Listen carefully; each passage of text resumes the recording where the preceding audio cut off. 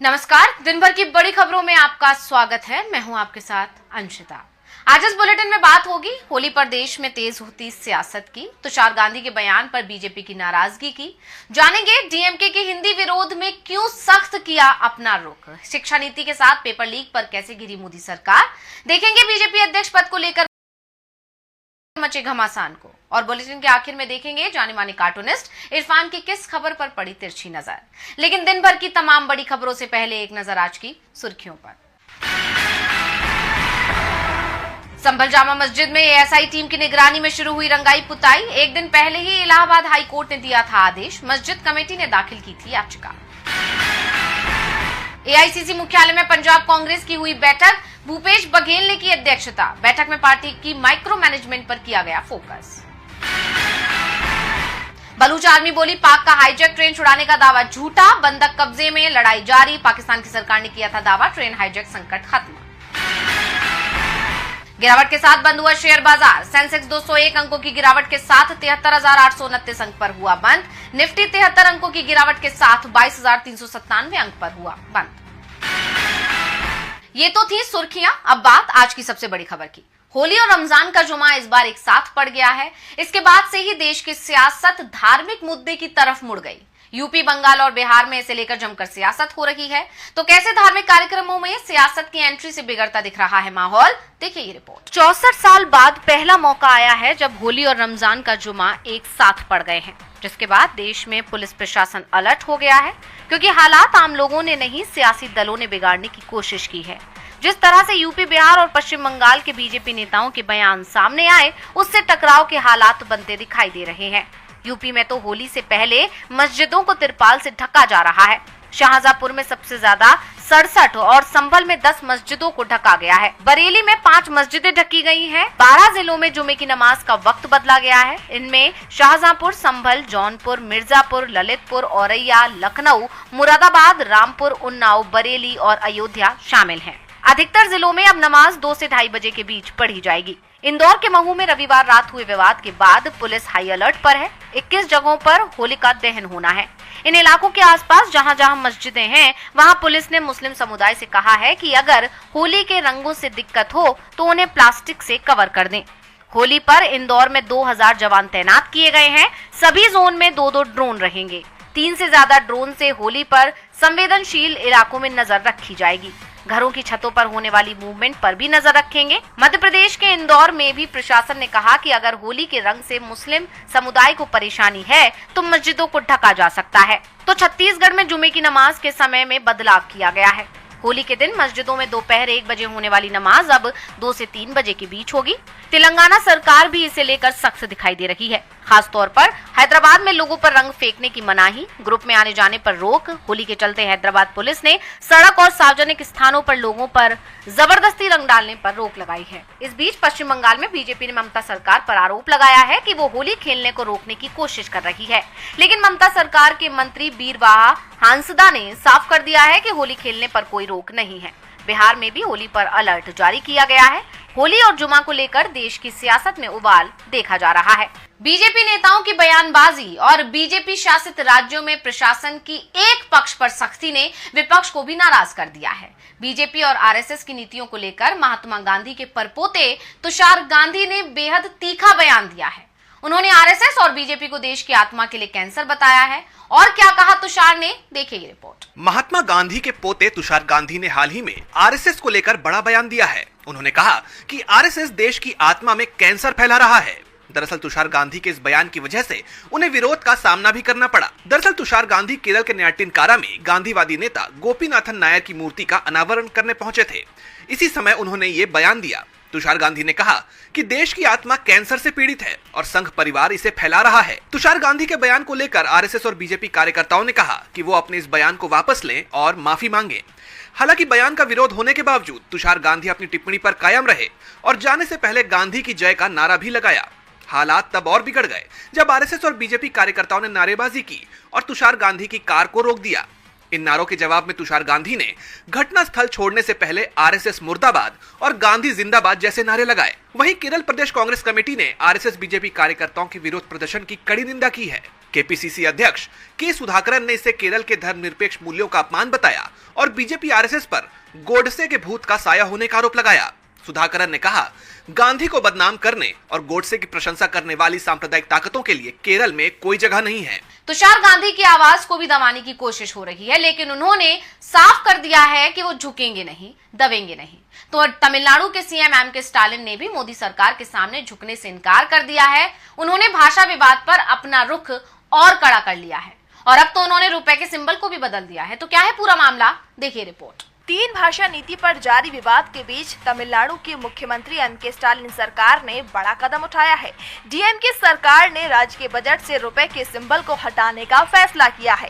दरअसल पूरे देश में रुपए के सिंबल को आधिकारिक तौर पर अपनाया जाता है। अब स्टालिन सरकार अलग सिंबल को लेकर आई है। बजट के दौरान उसने नया सिंबल जारी किया। सरकार ने रुपए का सिंबल हटाते हुए तमिल भाषा में उसे बदल दिया। बता दें कि देश भर में रुपए का नया सिंबल जारी होने के बाद ये पहला राज्य है जिसने अलग सिंबल जारी किया है। स्टालिन सरकार का ये कदम ऐसे समय में सामने आया है जब हिंदी को लेकर पिछले काफी समय से विवाद चला आ रहा है। पिछले दिनों एम.के. स्टालिन ने सोशल मीडिया पर एक पोस्ट में कहा था कि पूरे देश में हिंदी को पहचान दिलाने की कोशिश के चलते प्राचीन भाषाएं खत्म हो रही हैं। बिहार और उत्तर प्रदेश कभी भी हिंदी के इलाके नहीं रहे, अब उनकी मूल भाषा अतीक का प्रतीक चिन्ह बनकर रह गई है। ये विवाद तब सामने आया था जब केंद्र सरकार ने नई शिक्षा नीति लागू की थी। एनईपी 2020 में प्रस्तावित 3 भाषा फॉर्मूला कहता है कि छात्रों को 3 भाषाएं सीखनी चाहिए, जिनमें से कम 2 भारतीय मूल भाषा होनी चाहिए। ये फॉर्मूला सरकारी और प्राइवेट दोनों स्कूलों पर लागू होगा और राज्यों को बिना किसी दबाव के भाषाएं चुनने की छूट देता है। हालांकि इसमें छूट दी गई है कि राज्य पर कोई भी भाषा नहीं थोपी जाएगी।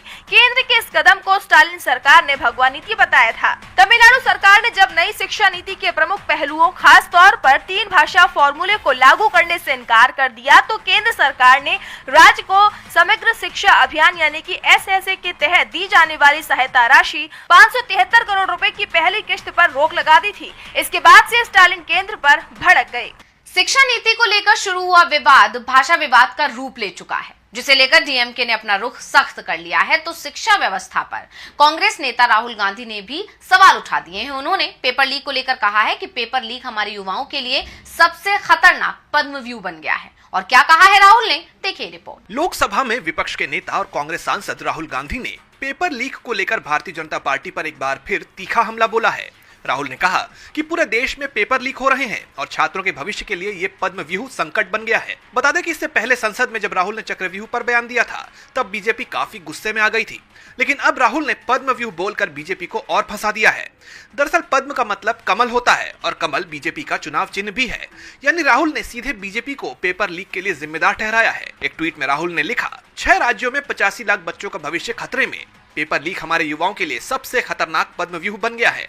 पेपर लीक मेहनती छात्रों और उनके परिवारों को अनिश्चितता और तनाव में धकेल देता है, उनके परिश्रम का फल उनसे छीन लेता है। साथ ही अगली पीढ़ी को गलत संदेश देता है कि बेईमानी मेहनत से बेहतर हो सकती है, जो पूरी तरह से अस्वीकार्य है। अभी 1 साल भी नहीं हुआ जब नीट पेपर लीक ने देश को झकझोर दिया था। हमारे विरोध के बाद मोदी सरकार ने नए कानून के पीछे छुपकर उसे समाधान बताया, लेकिन इतने सारे हालिया लीक ने उसे भी विफल साबित कर दिया। यह गंभीर समस्या एक सिस्टमैटिक फेलियर है।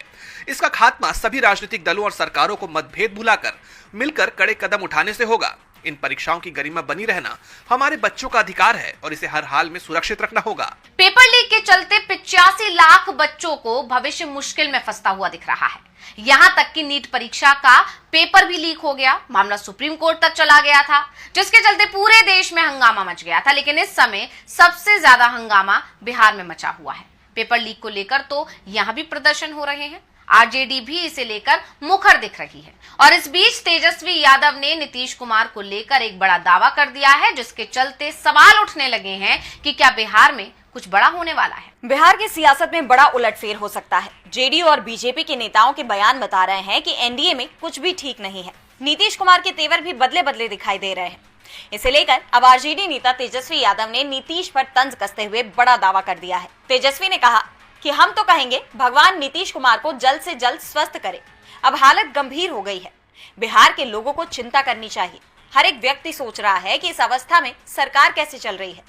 14 करोड़ लोगों की जिंदगी और भविष्य का सवाल है। जिसके हाथ में कमान है, जो अचेत अवस्था में है, जिसकी स्थिति ठीक नहीं है। अब बिहार के लोगों को सोचना पड़ेगा और लोग सोच भी रहे हैं। तेजस्वी यादव ने नीतीश पर तीखा हमला किया है, लेकिन पहली बार ये भी मान लिया कि नीतीश कुमार साथ भी आ सकते हैं। उन्होंने अपने पिता लालू यादव की नीतियों की तारीफ करते हुए कहा कि लालू यादव ने अपने सिद्धांतों से कभी समझौता नहीं किया। 2 बार नीतीश कुमार को सीएम बनाया है। उन्होंने सत्ता गंवा दी, लेकिन अपनी जगह पर डटे रहे। लेकिन नीतीश कुमार कब पलट जाए, इधर हो जाए, इसकी गारंटी कोई नहीं ले सकता। तेजस्वी ने नीतीश के पलटी मारने की बात कहकर सभी को चौंका दिया है। तेजस्वी के बयान के बाद अभी तक जेडीयू की कोई प्रतिक्रिया नहीं आई है। तो नीतीश के पलटी मारने की खबर से ही बिहार में चर्चाएं शुरू हो गई हैं। बीजेपी दबाव में दिख रही है। वैसे पार्टी पर इस समय सबसे ज्यादा दबाव तो नए अध्यक्ष के चुनाव को लेकर पड़ रहा है। आरएसएस की तरफ से बीजेपी को अल्टीमेटम दिया जा रहा है। संघ और बीजेपी आमने सामने आ गए हैं। तो क्यों बीजेपी अध्यक्ष पद को लेकर बढ़ता जा रहा है बीजेपी संघ में टकराव? देखिए ये रिपोर्ट। बीजेपी के राष्ट्रीय अध्यक्ष के चुनाव को लेकर बीजेपी और संघ आमने सामने आ गए हैं। दावा किया जा रहा है कि बीजेपी आलाकमान को नए अध्यक्ष पद के लिए जेपी नड्डा जैसा ही कोई नाम चाहिए। वैसे कोशिश तो यही हो रही है कि नड्डा के नाम पर ही सहमति बना ली जाए। इसके लिए आरएसएस के पास लगातार मैसेज भेजा जा रहा है। अध्यक्ष पद के चुनाव को लगातार टाला जा रहा है, लेकिन आरएसएस को कोई ऐसा चाहिए जो संगठन का भरोसेमंद हो, जिसकी नियत आरएसएस की पद्धति और नीति पर चलने की हो। इस बीच ये अटकलें लगाई जा रही थी कि 15 मार्च तक बीजेपी के राष्ट्रीय अध्यक्ष का ऐलान हो सकता है, लेकिन अब एक बार फिर ये चुनाव टल गए हैं और जेपी नड्डा का बतौर राष्ट्रीय अध्यक्ष कार्यकाल एक्सटेंड कर दिया गया है। आरएसएस के अल्टीमेटम को भी इग्नोर करते हुए बीजेपी ने नड्डा को 40 दिन का एक्सटेंशन दे दिया है। हालांकि पार्टी की तरफ से कहा यह जा रहा है कि राज्यों में प्रदेश अध्यक्षों के चुनाव की धीमी गति और 21 से 23 मार्च तक बेंगलुरु में होने वाली आरएसएस की अखिल भारतीय प्रतिनिधि सभा की बैठक के चलते ये प्रक्रिया अप्रैल तक टल सकती है। लेकिन इसको लेकर दावा है कि प्रक्रिया इसीलिए ही धीमी की गई है जिससे आखिरकार नड्डा के नाम पर मोहर लग सके। खुद आरएसएस के लोगों की तरफ से इस तरह के संकेत दिए जा रहे हैं कि पार्टी और संगठन के बीच नए अध्यक्ष के नाम पर सहमति नहीं बन पा रही है। इस वजह से मौजूदा राष्ट्रीय अध्यक्ष जेपी नड्डा को ही 40 दिन का एक्सटेंशन मिल गया है। यानी 20 अप्रैल से पहले नए अध्यक्ष का नाम सामने आना मुश्किल है। साफ है बीजेपी और संघ में अध्यक्ष पद पर खींचतान मची हुई है। टकराव सिर्फ बीजेपी की अध्यक्ष पद पर ही नहीं चल रहा है, देश की सियासत में भी चल रहा है। कांग्रेस ने मोदी सरकार पर सवाल उठाए हैं, खास तौर पर एलन मस्क की कंपनी स्टारलिंक के देश की 2 सबसे बड़ी टेलीकॉम कंपनी के साथ किए गए समझौते ने देश की सुरक्षा पर ही सवाल खड़े कर दिए हैं। तो कांग्रेस ने उठाए हैं क्या सवाल, देखिए रिपोर्ट। कांग्रेस ने एयरटेल और जियो की स्टारलिंक के साथ साझेदारी की घोषणा किए जाने का जिक्र करते हुए आरोप लगाया कि यह करार प्रधानमंत्री नरेंद्र मोदी ने कराया है। कांग्रेस ने कहा कि यह सब इसलिए किया गया ताकि इससे अमेरिकी राष्ट्रपति डोनाल्ड ट्रंप को खुश किया जा सके। दरअसल रिलायंस इंडस्ट्रीज की डिजिटल सेवा कंपनी जियो प्लेटफॉर्म्स लिमिटेड ने हाल ही में ऐलान किया था कि उसने भारत में अपने ग्राहकों को स्टारलिंक की ब्रॉडबैंड इंटरनेट सेवाएं प्रदान करने के लिए अमेरिकी उद्योगपति एलन मस्क की स्पेस एक्स के साथ एक समझौते पर हस्ताक्षर किए हैं। इसे लेकर कांग्रेस नेता जयराम रमेश ने एक्स पर राष्ट्रीय सुरक्षा को लेकर चिंता जताई है। उन्होंने लिखा, लेकिन कई सवाल बाकी हैं। शायद सबसे महत्वपूर्ण सवाल राष्ट्रीय सुरक्षा से संबंधित है। राष्ट्रीय सुरक्षा की मांग होने पर संचार को चालू या बंद करने की शक्ति किसके पास होगी? क्या ये स्टारलिंक या उसके भारतीय भागीदार होंगे? क्या अन्य उपग्रह आधारित संचार प्रदाताओं को भी अनुमति दी जाएगी और अगर हाँ तो किस आधार पर? जयराम रमेश ने आगे कहा कि निश्चित रूप से भारत में टेस्ला विनिर्माण बहुत बड़ा सवाल बना हुआ है। उन्होंने सवाल किया कि क्या अब इसके प्रति कोई प्रतिबद्धता है कि स्टारलिंक की भारत में एंट्री आसान हो गई है? यानी देखा जाए तो समझौते को लेकर कांग्रेस ने सीधे तौर पर पीएम मोदी पर निशाना साधते हुए देश की सुरक्षा को लेकर ही सवाल खड़े कर दिए हैं, जिससे एक बार फिर मोदी सरकार बुरी तरह से घिर गई है। और बुलेटिन के आखिर में देखेंगे जाने माने कार्टूनिस्ट इरफान की किस खबर पर पड़ी तिरछी नजर।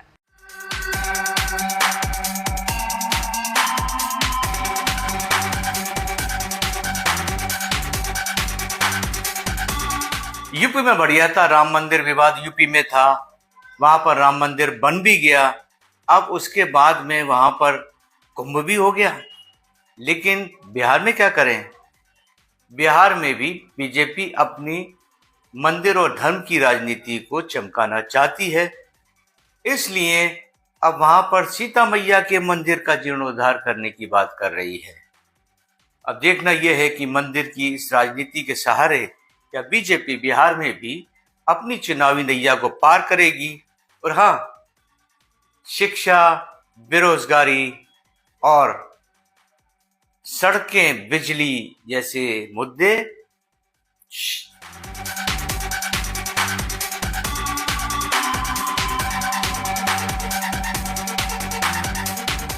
बहुत बहुत शुक्रिया इरफान जी। तो आज इस बुलेटिन में इतना ही। आप देखते रहिए डीवी लाइव। मुझे दीजिए इजाजत। नमस्कार।